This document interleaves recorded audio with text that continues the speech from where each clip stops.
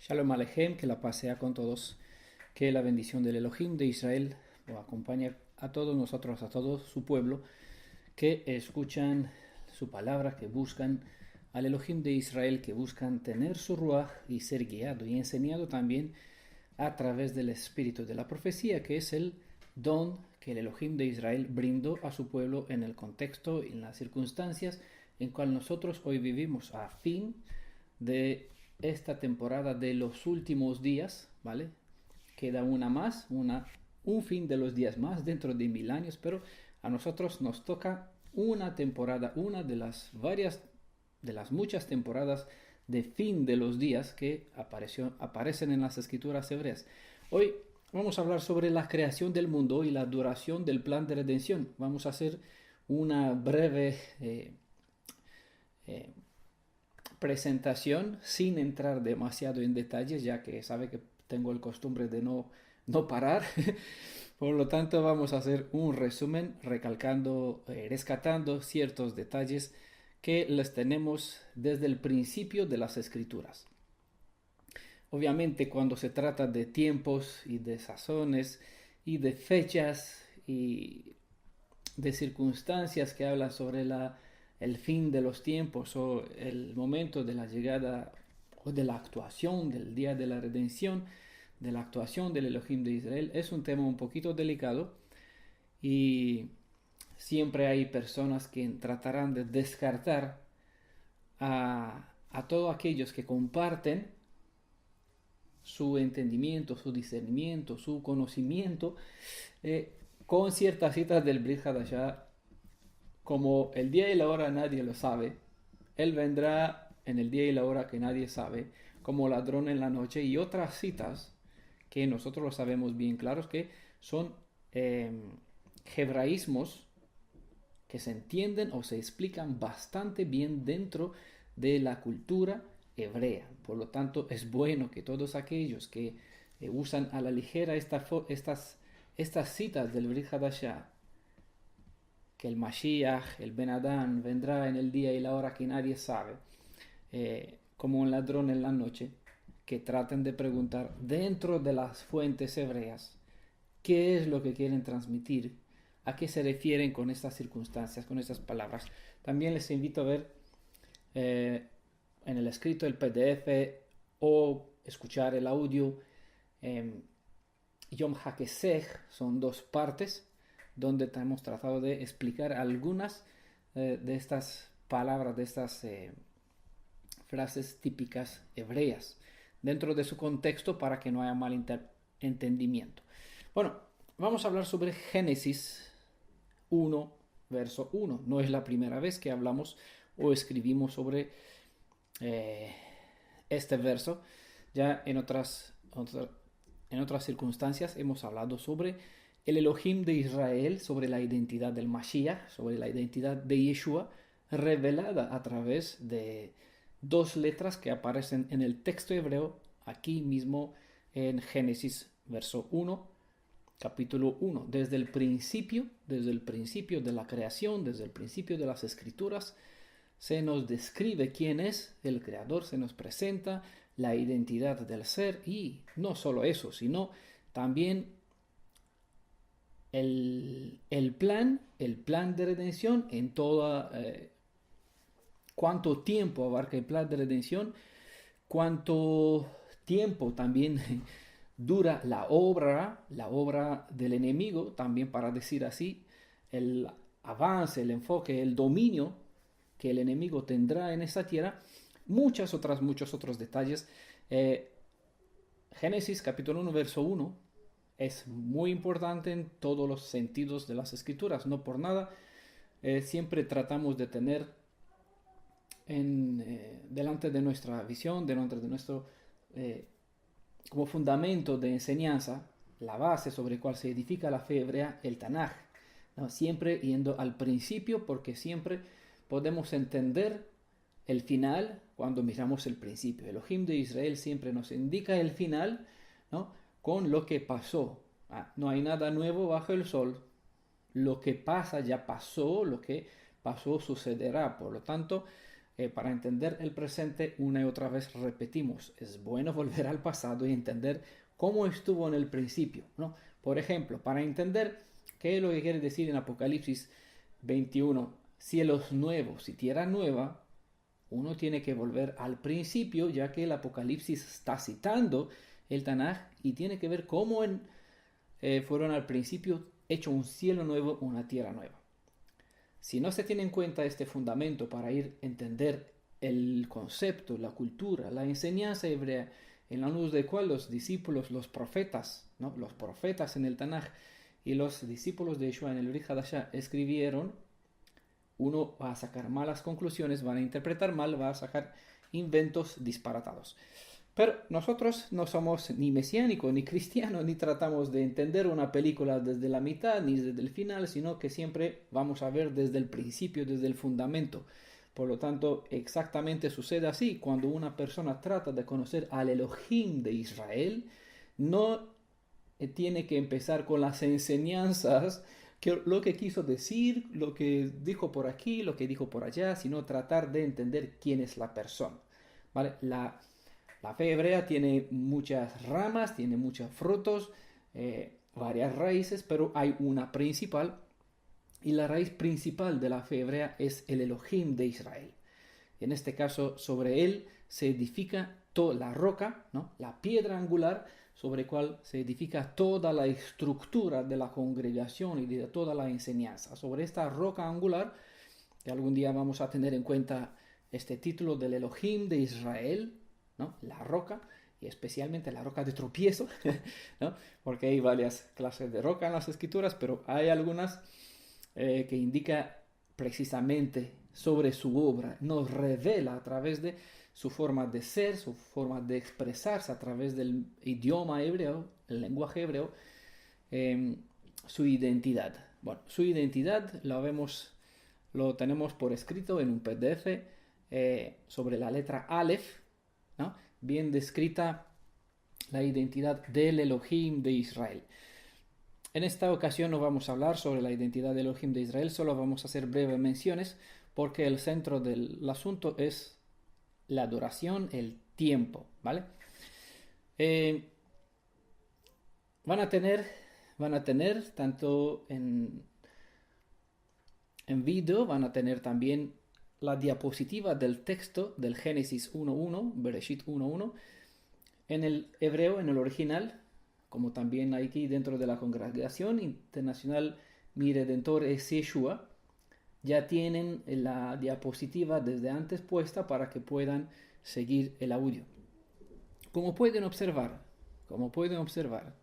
el texto de Génesis capítulo 1 está compuesto de 7 palabras.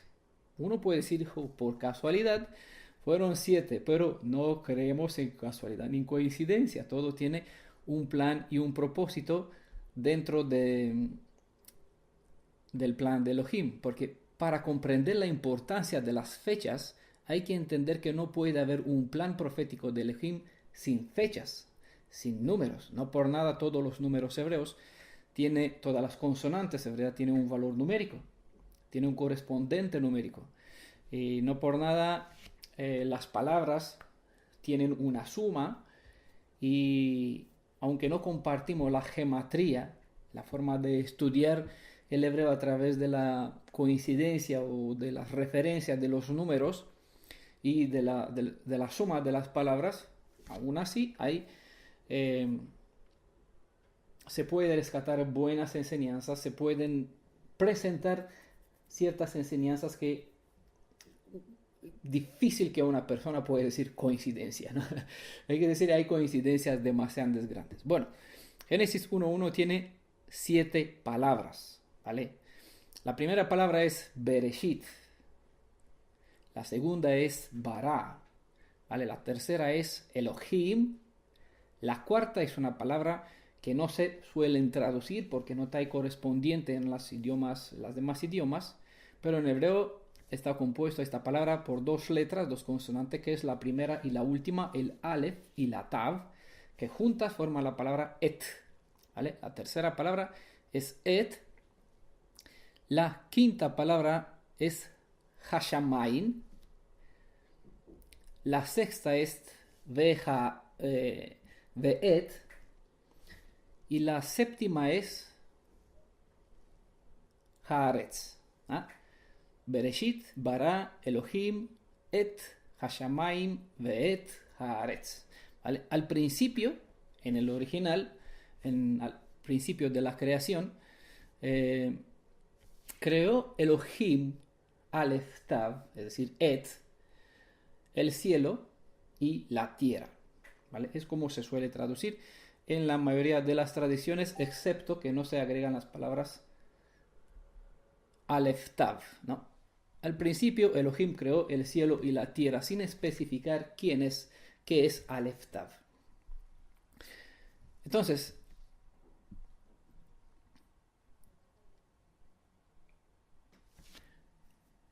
todo el tiempo de la creación duró 6 días, ¿verdad? 6 días fueron los días de la creación. Aunque también dentro de este proyecto de creación fue creada, entre comillas, un día más, el séptimo, aunque en ese día no se creó nada prácticamente, pero fue diseñada con el propósito del descanso, lo que significa Shabbat, el tiempo de descanso, algo que Elohim apartó de las demás 6 y lo puso a un lado, la bendijo y lo santificó. Es decir, la hizo Kadosh, la puso a un lado separado de las demás 6. Y porque la semana es un paquete de 7, en hebreo para semana se usa la palabra Shabua, de aquí nos viene el nombre del séptimo día que es Shabbat, ¿vale? Shabua, semana, Shabbat, el séptimo día.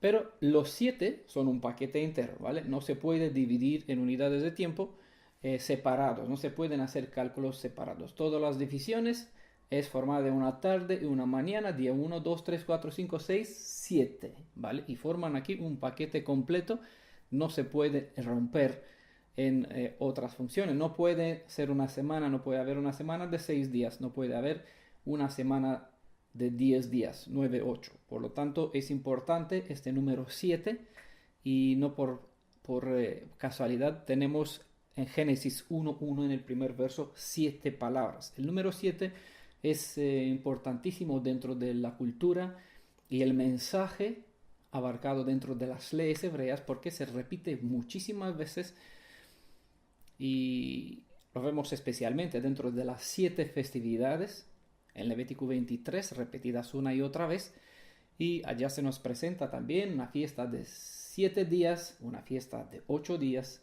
7 festividades, cada uno en tiempos especiales. Alguna festividad, para determinar alguna festividad hay que contar 7 semanas completas, es decir, 7 por 7, 49 días. El día siguiente, el día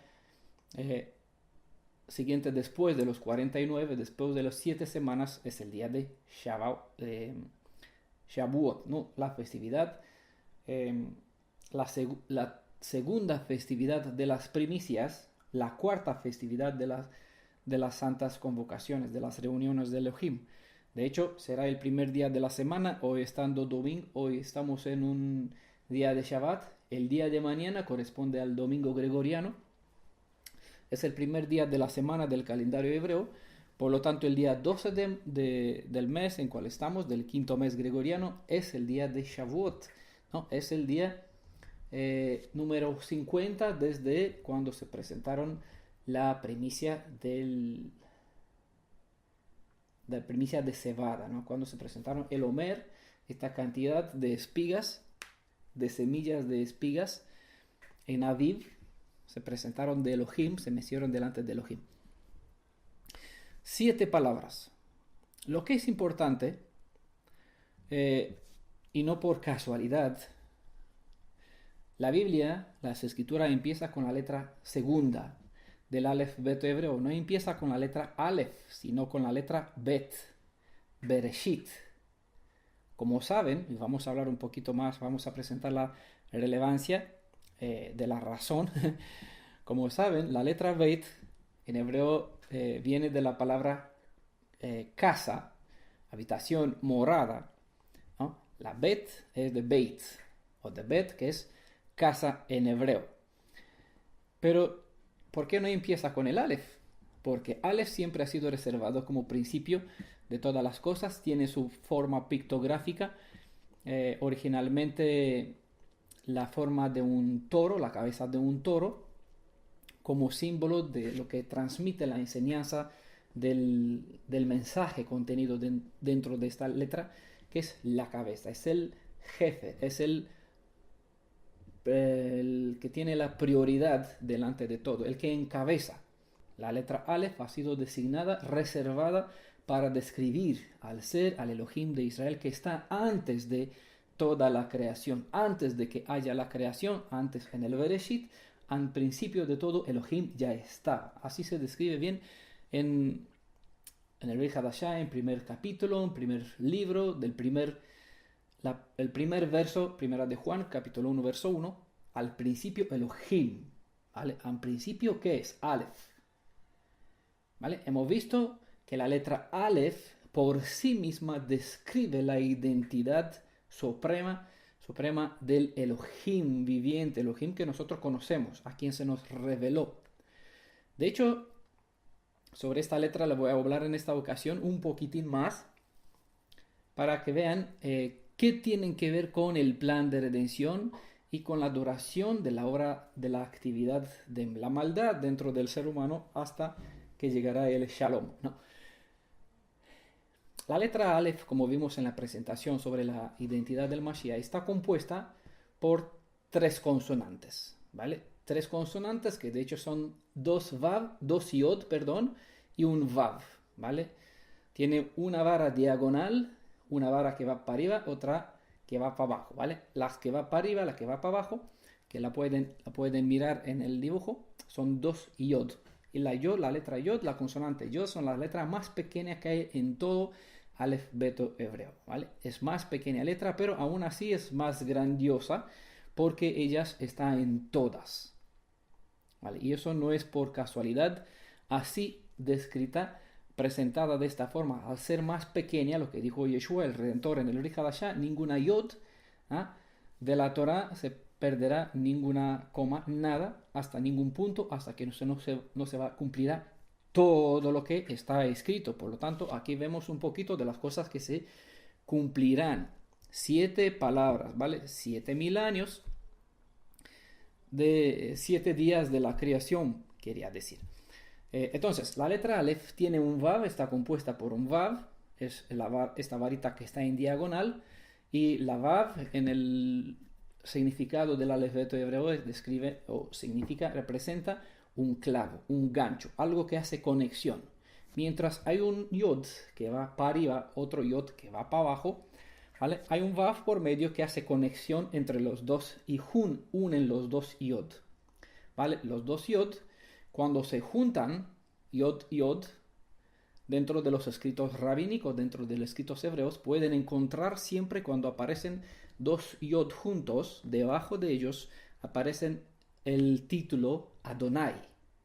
Porque es así como se tiene que vocalizar, porque Yod es una referencia o un indicador para sustituir o para hacer referencia a la descripción de la identidad del Elohim de Israel, que a Moisés se reveló a través de 4 consonantes, un acróstico que quedó para nosotros como apelativo, ¿vale? Será, quién fue, quién es, son los 3 verbos sobre el cual Elohim se describe como gobernante, como soberano sobre todo lo que hay debajo de la cúpula del cielo, ¿vale? Debajo de lo que nosotros vemos aquí en esta creación, Elohim es el soberano.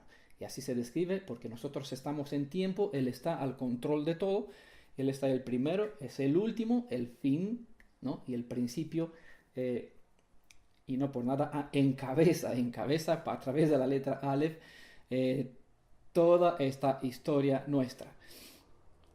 Entonces, esta letra Aleph, cuando nosotros juntamos los dos Yod, vemos un índice de las 4 consonantes Yod, Hei, Vav, Hei. En el texto hebreo, en los escritos rabínicos, cuando no aparecen Yod He Vav He, igual cuando aparecen se leen Adonai, pero igual cuando aparecen dos Yod, igual se leen Adonai, porque es la referencia suprema al ser que está sobre todas las cosas y llena todo lo que hay aquí debajo del cielo. Y el Vav es el gancho, es la conexión que nos juntan los dos Yod, es decir, nos hace una conexión entre el cielo y la conexión con lo que está abajo. ¿Vale? Nos juntan los dos reinos, entendemos esta Vav, esta diagonal, la escalera que juntan al ser humano con el reino espiritual, con el reino de los cielos, donde está la morada del Elohim soberano. Un detalle importante que quiero rescatar en esta ocasión es que al ser dentro del alfabeto hebreo no hay números, las letras son los números, por lo tanto el valor, cada letra, cada consonante tiene un valor numérico. Al ser la primera del alfabeto hebreo, la letra Aleph tiene el valor numérico número 1, igual como Bet es la segunda con cual inicia el Bereshit, ¿vale? Siendo la segunda letra, pues tiene valor numérico número 2, ¿vale? No vamos a hacer el correspondiente numérico del alfabeto hebreo de todas las consonantes, sino que vamos a seguir con nuestra letra Aleph. Bueno, todas las letras tienen un valor numérico de 1 hasta 900 y ya con el 1000 vuelven a iniciar el mismo ciclo a partir de letra Aleph. Por lo tanto, el Aleph tiene el valor numérico 1, tiene el valor numérico 1000. ¿Vale? Tengan en cuenta eso. ¿Por qué es evidente? ¿Por qué es importante tener en cuenta que el valor numérico de la letra Aleph es 1 e igual 1000? 1, porque Elohim de Israel es numérico singular, aunque es Echad, escucha a Israel. Tu Adonai, es decir, quién será, quién fue, quién es. Yod, Hei, Vav, Hei, las 4 consonantes. Tu Adonai es 1, Echad. Echad es una palabra plural, pero al ser dentro de un contexto numérico singular, con número 1 identificado, toma el sentido singular.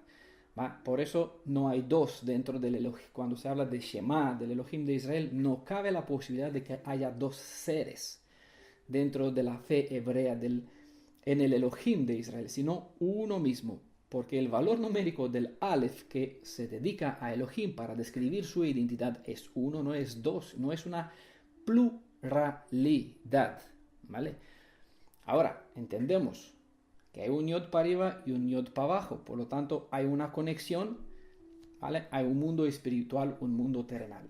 Y por diagonal tenemos una obra, un intermedio, ¿vale? Quien conecta al Elohim que está en el cielo y al Elohim que está en la tierra. ¿Quién es Elohim en la tierra? Bueno, Elohim es una palabra plural, se refiere como título para el Elohim creador, se refiere como título para identificar los ídolos y se refiere como el título para identificar a los hijos del Elohim soberano, ¿no? Todos los descendencias de Israel, al estar dentro de una alianza, de un pacto con el Elohim de Israel, se convierte en hijos de él. Y si son hijos de Elohim, un hijo pues recibe el mismo título como su padre. No por nada Yeshua citó el Salmo, no está escrito sobre vosotros Elohim sois, no porque somos Elohim en nuestra ser espiritual, sino que al ser hijos nacidos del Ruach, por medio de la medición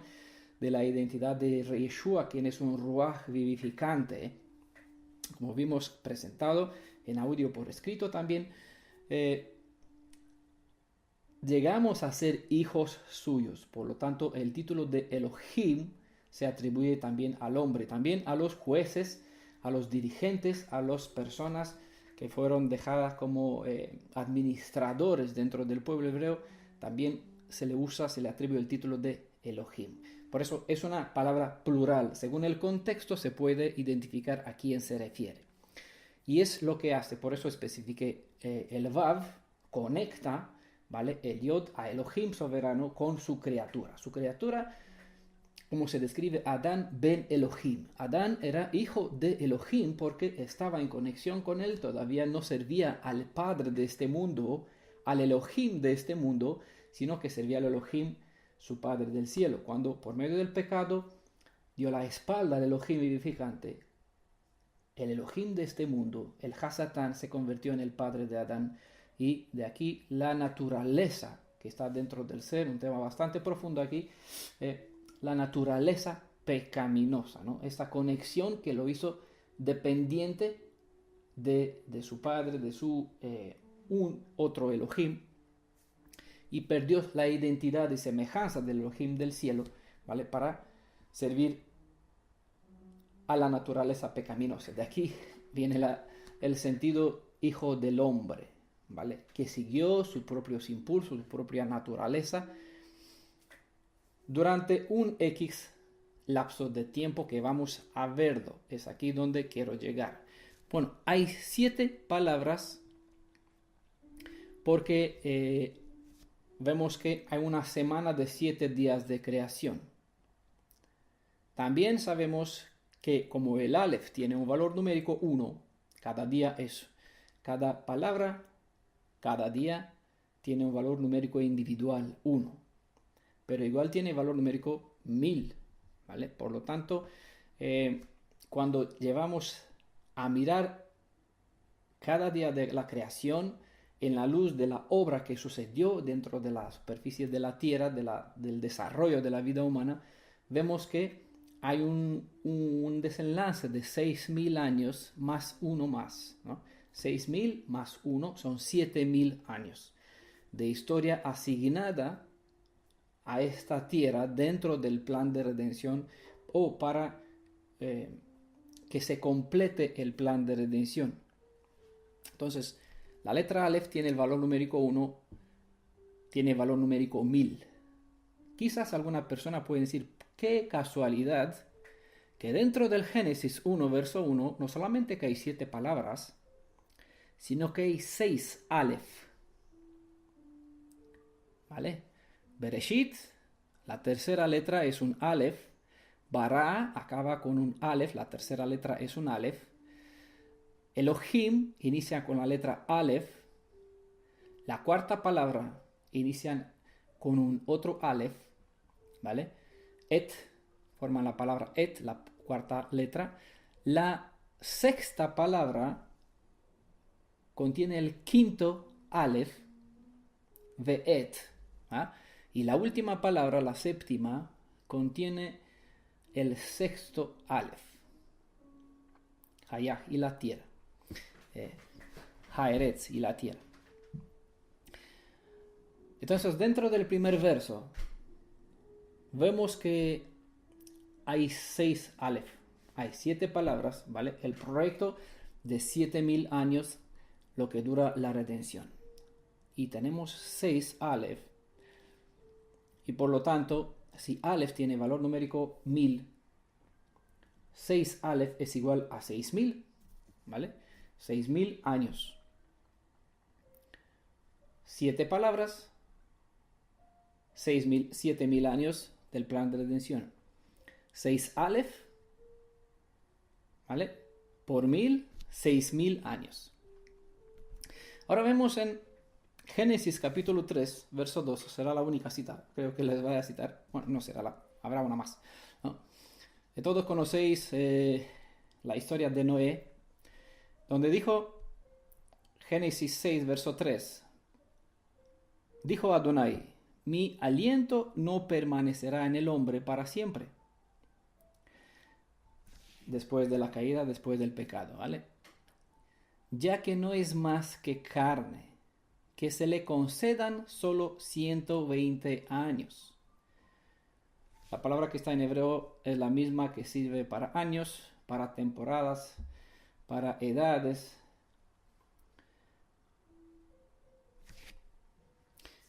Y los números 120 como 7 como 6 son importantes dentro de los cálculos hebreos porque porque no hay un plan de redención perfecto, un plan profético sin fechas proféticas. Por lo tanto, dentro de las leyes hebreas hay ciertas leyes que nos sirve como guías para identificar qué es lo que Elohim nos quiso transmitir.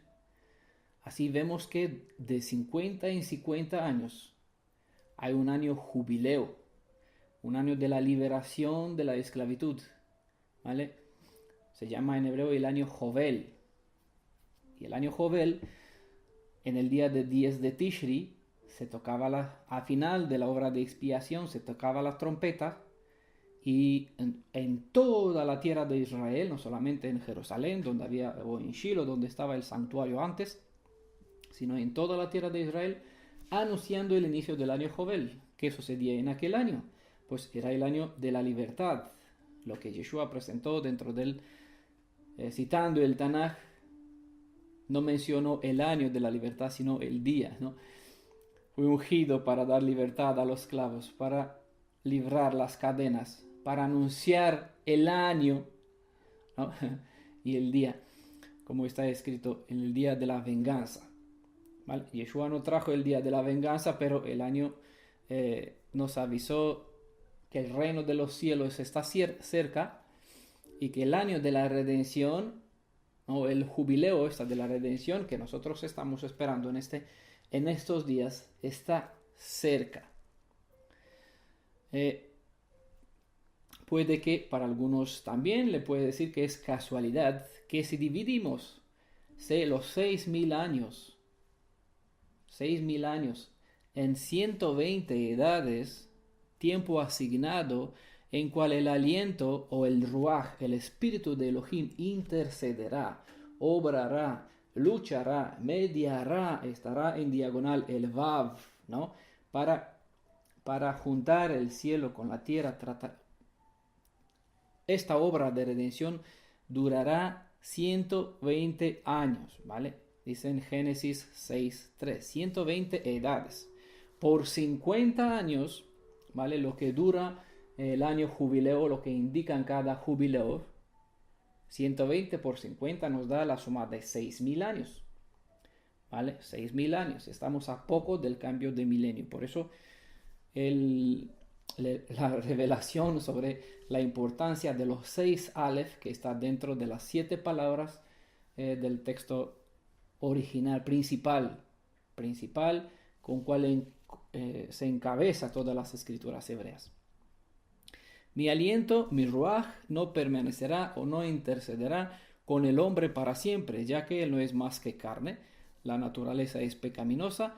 Se le concede 120 años, es decir, 6.000 años. 120 edades multiplicadas por 50, que de cada 50 años había un año jubileo, una festividad que me indicaría hacia el tiempo de la redención, marcando ciertas etapas para que yo pueda lograr entender el tiempo en cual averiguamos el tiempo en cual nos situamos. Por eso la importancia de conocer en qué temporada vivimos. Elohim de Israel pues siempre nos dio detalles para que podamos localizarnos dentro de este proyecto, en qué momento nos situamos. 120 edades por 50, 120 por 50 son 6.000 años, que el Vav, ¿vale? El clavo, el gancho, la escalera que junta el cielo con la tierra, la hora redentora intermediaria del Paracletos, como está en el griego, o Menahem, ¿vale? Está intercediendo como consolador, ¿vale? Un Vav, el gancho, que está obrando para conectar los dos, el reino perdido con el reino celestial, el reino donde está la morada del Altísimo Soberano. Tenemos 6.000 años en 6 letras Aleph. Y vemos que el Ruach, el espíritu de Elohim, intercederá, trabajará con el ser humano durante 6.000 años. Y nosotros estamos en una fecha casi al momento del cumplimiento de estos 6.000 años. Según el calendario caraítas, quizás algunas personas no saben quién son los caraítas, así que voy a explicar brevemente. El judaísmo está dividido en varias ramas. Una de ellos se llama el judaísmo caraíta, ¿vale? Judaísmo caraíta son los que se aferraron solamente a las escrituras, no usan el Talmud, ni tienen en cuenta el calendario predeterminado rabínico, sino que se aferran a las escrituras. Por eso se llama el pueblo de los libros, porque se aferran a las instrucciones que están en las escrituras, tienen en cuenta, tienen como fundamento de su fe los detalles que hay dentro de las escrituras, dentro del Tanaj. El judaísmo rabanita o rabínico pues edifica su fe también sobre las escrituras, pero especialmente sobre el Talmud, sobre una enseñanza rabínica de los rabinos. La fecha en cual está el judaísmo caraíta en este mismo instante son 5.990, ¿vale? Están el judaísmo, según el calendario gregoriano, estamos en el año 2019, ¿vale? El año gregoriano. Pero el judaísmo caraíta cuenta desde Adán hasta la fecha, ¿vale? Y estamos en el año 5.990. Por lo tanto, a solamente 10 años hasta el fin, hasta el cambio del siglo, hasta llegar al cumplimiento de los 6 Aleph. Por contraste, el calendario rabínico, en este instante estamos en el año 5.779. Es decir, a 221 años hasta el año 6.000. Si hacen el cálculo desde 5.990 a 5.779, vemos que hay una diferencia de 211 años. ¿Vale? Un detalle que es importante saber: el calendario caraíta, a ser observante de las escrituras, da inicio al año hebreo bíblico con el mes de Aviv, el mes cuando el pueblo hebreo salieron de Egipto, es decir, cuando la cebada está en su estado de madurez llamada Aviv, ¿vale? Y el mes de Aviv ya hemos entrado, ya estamos en el tercer mes, según el calendario bíblico. Estamos en el tercer mes, mañana ya habrá el día Shavuot, de la cuarta festividad. Por eso hay una diferencia de un año. ¿Vale? Calendario caraíta 5.990, porque ya con el primero de Aviv, el mes de Aviv, el primer mes del calendario hebreo, se ha entrado en el año 5.990. A cambio, el calendario rabínico, el judío, inicia el año en el mes de Tishri, ¿no? Más o menos septiembre-octubre. Por lo tanto, el calendario rabínico en este momento está en el año 5.779, y en el mes de Tishri, dentro de unos cuantos meses, pasará en el año 5.780, ¿vale? Por eso en este instante hay una diferencia de 211 años, ¿vale? Con el mes de Tishri se quedará a 210 años. La pregunta es: ¿por qué esa diferencia entre el calendario caraíta y el calendario rabínico? ¿Por qué esa diferencia? Pues el calendario rabínico no contaron 210 años de los 430 años que el pueblo hebreo vivió como esclavo en la tierra de Egipto. Tuvieron 210 años de bienestar en la tierra de Egipto desde los días de Yosef, y 220 años de esclavitud.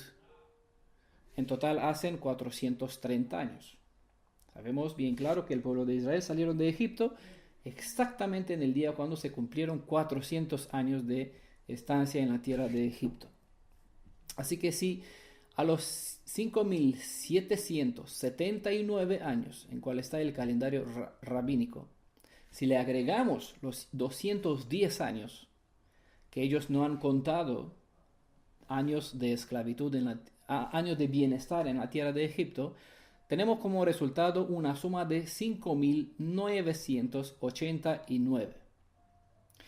Y si por encima tenemos en cuenta que en el mes de Tishri el calendario rabínico cambiará de año, pues en este año el calendario del judaísmo entrará en el año 5.990, ¿vale? Quedando equilibrarse el calendario caraíta con el rabínico a la misma suma de 10 años. Estamos solamente a 10 años desde el cambio del siglo. Quizás alguno se puede preguntar por qué los rabinos quitaron los 210 años. Pues hay una razón. Y bueno, sin más vueltas, la razón es sencilla. Hay gente que buscan sacar cálculos, cuentos y fechas a lo largo de todos los tiempos hasta la fecha, pues buscaron cuándo será la venida del Mashiach, cuándo será el fin del tiempo, cuándo será el día de la expiación, todos esos detalles. Entonces sacaron cálculos y cálculos para que la gente no saquen cálculos ajenos y se pierdan y que las personas mueran a causa de malos conceptos e interpretaciones. Dejaron esta información de esta manera, quitaron los 220 años del cálculo, para que la gente le quedan, hay bastante tiempo, no vamos a hacer cálculos. Pero hoy en día todos en Israel y en todas partes del mundo saben que esos años fueron quitados, y al volver a incorporarlos ya estamos al mismo año como el calendario, el cálculo caraíta. Por lo tanto, a solamente 10 años hasta el cambio del siglo. Según yo entiendo, Yeshua dijo en Brit Hadashah que aquellos tiempos que nunca más ni fueron ni sucederán más, serán acortados, ¿vale? Porque si no, nadie se salvaría. Así que habrán, según profecías al día que estamos compartiendo en varios capítulos del Tanaj, según las informaciones que tenemos en Brit Hadashah, los tiempos difíciles pasarán sobre el mundo idólatra, sobre el mundo que adora al Elohim de Israel, sobre los enemigos de Israel, sobre el pueblo de Israel. Habrá tiempos difíciles, y por lo tanto en Brit Hadashah Yeshua dijo: nadie sobreviviría si aquellos tiempos no serán acortados. No sé con exactitud, a ciencia cierta, si los cálculos desde Adán hasta la fecha están perfectamente correctas. No lo sé. No conozco a alguien que pueda garantizarlo a ciencia cierta, que estamos justamente solamente a 10 años, o nos queda, ya quedan 5, 4, 3 o 11, ¿vale? Lo que sabemos es que si miramos en el Oriente Medio, en cualquier momento puedan estallar la guerra que será el desenlace como inicio de todos los eventos finales de nuestro tiempo, de nuestro contexto. Así que, hermanos, hermanas, los que escuchan, los que leen, tengan en cuenta que Elohim de Israel pues nos reveló desde el principio que la historia de la intercesión, ¿vale?, hasta que llegará al milenio, el año de Shalom, durará 6.000 años, ¿vale? 6.000 años será la obra de redención, de interacción, de lucha para restaurar cierta imagen y semejanza. Y ya estamos a este tiempo. Seguirá 1.000 años más de Shalom, de paz, mejor dicho, hasta que se completará el plan de redención, ¿vale? 6.000 años, 6 días semanales de trabajo, 6 días dada al hombre, ¿vale? En Apocalipsis 13 vemos 666, que son 3 Vav juntos. Vav tiene el valor numérico número 6, ¿vale? Por eso la letra Aleph en sí mismo, el Yod tiene valor numérico número 5 y el Vav 6. Por lo tanto, 2 Yod son 5, más 5, 10, más 6. El Yod tiene el valor numérico número 10. Me equivoqué, perdón. Yod más Yod son 10 más 10, 20. Más el Vav, que tiene valor numérico número 6, da la suma 26. 26 es la suma de las 4 consonantes Yod, Hei, Vav, Hei, ¿vale? Suman igual 26.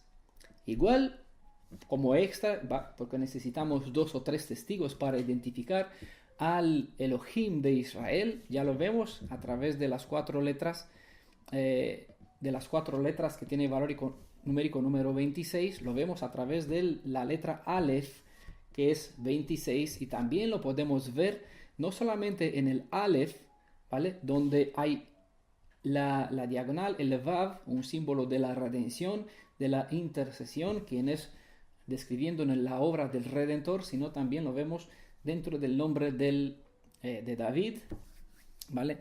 Y el nombre de David, pues aquí se nos describe la identidad del Goel, del pariente más cercano, porque dentro de su nombre está encriptado el concepto que nos indica hacia el Redentor, ¿vale? De su familia será el pariente más cercano, quien será el Redentor, para identificar que el Aleph nos describe a Yeshua, no a su padre. Además, dentro de Génesis 1.1 vemos que la cuarta palabra, que es et, ¿vale? Las dos letras, es la primera y la última del alfabeto hebreo, es un otro identificatorio para conocer quién es el Elohim Redentor, ¿vale? Y el mismo se describió a sí mismo, el mismo Elohim. Yo soy la Aleph y la Tav, lo describe en Apocalipsis.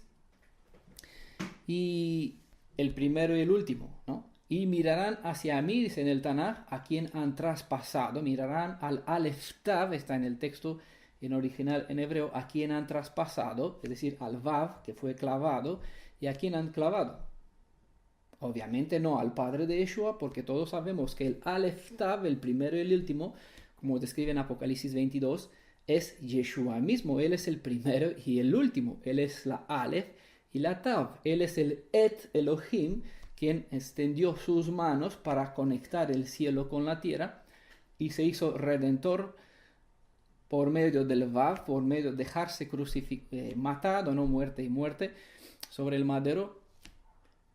Y hacia él mirarán no solamente su pueblo, sino la esperanza de las naciones, pondrán su mirada, sus ojos en él, ¿no? A quien han traspasado.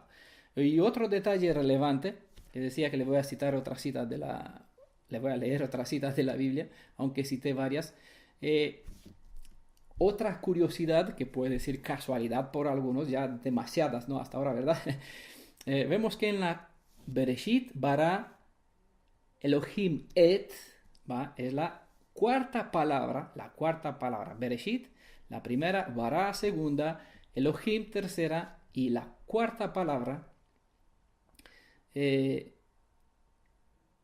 está la palabra Aleph Tav, la palabra et, ¿vale? En esta cuarta palabra tenemos el cuarto Aleph, ¿vale? Cada Aleph es 1000 años, por lo tanto no hay tiempo para identificar lo que pasó en todos los primeros miles de años, en primer Aleph, en segundo Aleph, en el tercer Aleph. Pero vamos a ver en el cuarto Aleph, ¿vale? En la cuarta palabra está el cuarto Aleph, ¿vale? Y así vemos que en el cuarto 1000 años, la sección de esta cuarto 1000 años, el Aleph Tav vino a los suyos, ¿no? Si leemos Mateo versículo 14, verso 25, nos dice eso. Y a la cuarta vigilia de la noche, ¿va? ¿Cuándo vino Yeshua? Andando sobre el mar, ¿vale? Recordamos que mandó a sus discípulos en su cierto contexto a cruzar con el bote, con la barca, al otro lado del río de Galilea. Y aquí en este contexto nos describe que en la cuarta vigilia de la noche, ¿va? ¿Por qué no en la tercera? ¿Por qué no vino después a dar el alba? Sino justamente en la cuarta vigilia. ¿Qué hizo? Vino él hacia ellos caminando sobre el mar, ¿vale? Solamente con este verso podríamos hablar bastante, ya dedicar otra hora a este verso. Así que brevemente les voy a recalcar algunas cositas. Tenemos en cuenta Génesis 1.1 nos indica precisamente el tiempo de los 1000, en qué sección de temporada de los 7000 años de este plan de redención vendrá el Mashiach, ¿vale? La cuarta palabra, el cuarto Aleph, el cuarto milenio, en la cuarta vigilia de la noche, es el momento más difícil cuando no se hace, a veces se confunde, y por eso muchas veces lo vieron como un fantasma, ¿sí? Porque no tenían claridad. Vino el Yeshua hacia ellos, ¿vale? Exactamente, él no vino a las naciones, no vino al mundo, vino a ellos. ¿Por qué a ellos? Y aquí es la razón por qué entendemos que el Génesis inicia con la segunda letra, con el Beit, y no con el Aleph, porque Aleph es Elohim, ¿no? Y si leemos así, podemos leer Elohim, quien es la letra Aleph, vino en el cuarto siglo, ¿vale? En el cuarto milenio, en la cuarta palabra, el cuarto Aleph, en la noche vino Yeshua, quien es Aleph Tav, Vetav, el que une con su gancho a través de sus manos extendidas para ser clavadas con el gancho, unen los dos Yod, ¿no? Unen el cielo con sus hijos que perdieron su identidad para volver a ser los hijos de Elohim, para conectarlos con lo que perdió Adán, ¿vale? La cuarta vigilia, el Aleph vino hacia ellos. ¿Dónde vino Aleph? Por eso el Génesis inicia con la letra Beit, con la letra casa, ¿vale? El Aleph vino en la casa o en su casa, ¿vale? A ellos, vino a ellos. ¿A quién? A su pueblo. Juan 1, verso de 12 a 14, vino a los suyos y todos los que lo recibieron, ¿qué hicieron? ¿Qué pasó con ellos? Recibieron o volvieron a entrar en su derecho de ser hijos de Elohim. Se conectaron, ¿vale? ¿Conectaron con quién? Con el Padre de Yeshua. La razón por cual Yeshua dijo, me voy a mi Padre y a vuestro Padre. Porque si Yeshua es mi Padre, el Padre de mi Padre va a ser mi Padre. ¿Por qué? Porque por medio de este gancho, de este Vav, yo puedo volver a ser hijo de Elohim y tener acceso directo al Padre de Elohim, al Yod superior. El Yod de abajo tendrá conexión a través del Vav, de la cortina que separa el lugar santo del lugar santísimo. Ya le doy más piezas al puzzle, ¿no? Para conectarme con el Vav superior. Esto está, muchos pueden ver aquí, Kabbalah, al sentido del Daniel Odraika, pero bueno, no es eso mío, no es Kabbalah, no es misticismo, es lo que nos revela las letras, lo que Elohim nos encriptó dentro del primer verso de palabra. Entonces, ¿qué nos dice la cuarta palabra, el cuarto Aleph, que nos indica dentro de la palabra Aleph Tav, es decir, el primero y el último, el que vino y se reveló como Yeshua, como el Redentor, el que es la suma que conecta el principio con el final, el Et Elohim, quien se describe, él es Bará, es el creador. Al principio, el Aleph, Elohim, Aleph Tav. ¿Qué Elohim? Porque hay muchos Elohim, lo especifica. Elohim, el que es el Aleph Tav, hizo que el cielo y et, es decir, y conectó el cielo con la tierra. Hay mucho más profundidad aquí, pero el tiempo ya es corto y necesitaríamos ya otras horas más, 3 horas más para completar todo lo que describe esta enseñanza. En la cuarta vigilia, en el cuarto milenio, el Aleph Tav vino de noche hacia ellos. ¿Dónde vino? Elohim vino en la casa, en su casa, ¿vale? En la casa de su pueblo, caminando sobre el mar. Mar es un símbolo de las naciones y reveló su gloria a todos. Espero que capten la idea del mensaje. No quiero pasar de 1 hora de hablar, ya bastante. Pero que ha sido eficiente y de bendición para ustedes, que les amplía un poquito la visión en cuanto al plan de redención, que nos lo describe desde el principio, desde las escrituras hebreas, y también ver un poquito más sobre por qué mi Redentor es Yeshua, ¿vale? No es un Elohim cualquiera, sino Él Boreolam, el creador de lo que vemos, de esta tierra, del Olam, de este mundo, lo que nosotros vemos aquí. Él es el creador, el Aleph Tav, Elohim, no cualquiera por el mundo, sino él mismo, identificándose el que vino a lo suyo en su casa justamente en la cuarta vigilia, y él es quien junta este reino en un lapso que durará de 7.000 años. ¿Vale? Bueno, espero que les sirva de bendición y que tengan en cuenta, nos queda poco tiempo, estamos casi al final de la completación, de que este plan, proyecto sea completado, ya estamos casi al que el shofar, la trompeta de Elohim, suene de nuevo anunciando el inicio del año Jovel, el año de la libertad de la esclavitud, donde los dueños que ocupan nuestra tierra, nuestros territorios, dejen libre estas tierras que nos pertenece como herencia que Elohim de Israel nos asignó desde la fundación de este mundo, ¿no? Eligió esta parte como herencia perpetua para su pueblo, desde el Éufrates hasta el Nilo. Ese es el territorio de la tierra promesa, nuestra herencia. Y hoy mismo está ocupada por otras personas. Estas personas tienen que desocupar y devolvernos según las propiedades, según la misma ley del año Jovel identifica. 6.120 edades por 50 jubileos, 50 años Jovel, son 6.000 años. Estamos casi al punto de entrar en el año jubileo y es donde se dirige nuestro anhelo, nuestra esperanza sobre el día de la liberación, del día de la libertad, cuando las cadenas de esa esclavitud que nos retiene por tantos países ajenos se romperán y cuando podamos volver en la tierra que nos corresponde, la tierra que es nuestra. Es allá nuestra esperanza, esa Sión donde mira el Ain, nuestro ojo, ¿no? En el lugar donde el Aleph Tav, donde nuestro Redentor, nuestro Goyel, nuestro pariente más cercano, que vino a los suyos en su casa, hizo morada, ¿no? En hebreo describe y tabernaculizó entre ellos. Por eso Mateo 14:25, vino a ellos, puso morada, puso su beit, puso su casa, su shuká en medio de su pueblo. ¿Vale? Espero que de avance, ¿no? Un poquito a los tiempos, que los recorte para que este día bendita y gloriosa nos pueda juntar a todos y todos podamos regresar a la vez, como dice Pablo, aunque no entendió bien en su contexto, pero es lo que él quiso decir. Nadie irá por delante, todos vamos a ir. Judá y Efraín de mano juntos regresarán en la mano de Yeshua. Él encabezará. La columna de los redimidos se estarán también protegiendo en la retaguardia.